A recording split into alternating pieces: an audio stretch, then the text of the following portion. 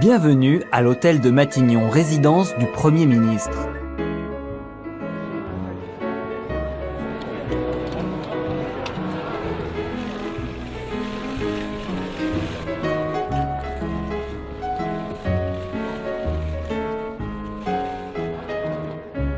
N'en doutons pas, cette politique d'indépendance française, elle n'est pas seulement bonne pour nous, elle est également bonne pour les autres, et les autres s'en rendent compte. Nous vivrons, et l'économie française, et les industriels et les commerçants français doivent vivre désormais dans la préoccupation permanente. D'abord, la sombre année 1968 est maintenant derrière nous.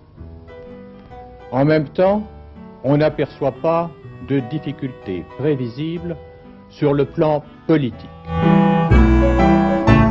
Nous avons déjà fait des pas sérieux, réels, vers une nouvelle société, et nous allons continuer. Et c'est parce que je suis Premier ministre que j'assume des responsabilités dans l'UDR, et notamment celle de coordonner. Ah, il est excellent. Ah, il est tout à fait remarquable. C'est un Chiron de 73, j'ai pas vu. Excellent, excellent. Et ça fait plaisir parce que vous buvez comme un gosse. Il faut qu'existe un dialogue social. Un dialogue entre les partenaires sociaux, un dialogue entre les partenaires sociaux et le gouvernement. C'est la raison. Il nous faut donc prendre, pour une période transitoire, des décisions audacieuses qui nous permettent d'obtenir des résultats rapides. Moi, je crois que l'un des problèmes de fond n'est pas là. Mais il y a confiance et confiance. Il en est de résignés, de passifs, de peu enthousiastes ou peu décidés. Françaises, Français, mes chers compatriotes, je le sais. En vous demandant de vous rendre une nouvelle fois aux urnes cette année, c'est un engagement supplémentaire. La démocratie a ses règles et son calendrier. Ne faites pas de l'impatience une vertu républicaine.